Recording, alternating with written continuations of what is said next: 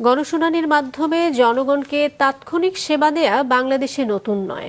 জেলা প্রশাসন সহ সরকারের সর্বোচ্চ থেকে সর্বনিম্ন পর্যায়ে নিজ নিজ কার্যালয়ে গণশুনানি নিয়মিতই দেখা যায়। তবে এবার নিজ কার্যালয়ে সংশ্লিষ্ট দপ্তর বা উপজেলা প্রশাসন অফিসে নয়, সরাসরি ইউনিয়ন পর্যায়ে গণশুনানি করে চমকে দিয়েছে চট্টগ্রামের জেলা প্রশাসক। মাঠ পর্যায়ে ঘুরে এসে জানাচ্ছেন সহকর্মী নাজমুল সাদিকি, ক্যামেরায় সাথে ছিলেন রবিউল টিপু।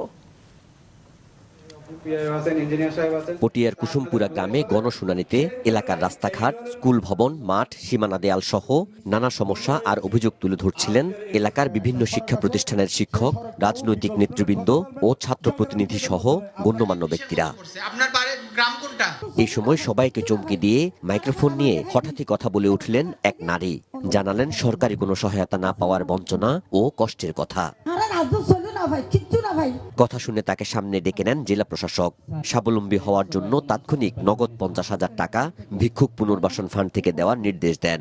আজকে থেকে যে কোনো একটা সুবিধার আওতায় নিয়ে আসবেন, 50,000 টাকা তাকে দিয়ে দিন। ভূমিহীন ও বিধবা এই নারীর নাম রোকেয়া বেগম। ভিক্ষা করে চলে জীবন। জানালেন নিদারুণ কষ্টের কথা। চোখের পানিও আটকে রাখতে পারলেন না। সহায়তার সংবাদে জানান প্রশান্তির কথা।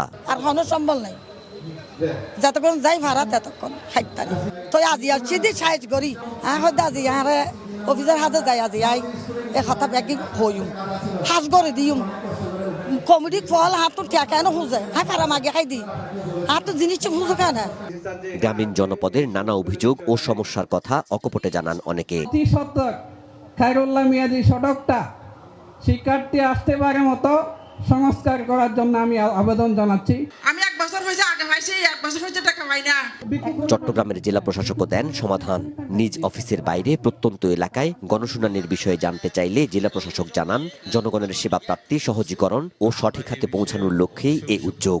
চট্টগ্রামের সব উপজেলায় গণশুনানি কার্যক্রম চলবে জানান তিনি। টিভিসি টাইম কস্ট ভিজিট এটা কমাতে চাই, সেজন্য আমরা মাঠ পর্যায়ে কার্যক্রম চালিয়েছি এবং আমরা সিদ্ধান্ত নিয়েছি প্রতি সপ্তাহে 2টা করে ইউনিয়ন পরিষদে আমরা মুভ করব। এরই মধ্যে পটিয়া ও সীতাকুণ্ড এই দুটি উপজেলায় গণশুনানি হয়েছে। এই উদ্যোগকে অভাবনীয় বলছেন সাধারণ মানুষ। এটি অব্যাহত থাকলে প্রান্তিক পর্যায়ে সেবা নিশ্চিত হওয়ার পাশাপাশি উন্নয়ন কার্যক্রম গতিশীল হবে বলছেন তারা। নাজমুল সাদিকি, মাছরাঙ্গা সংবাদ, চট্টগ্রাম।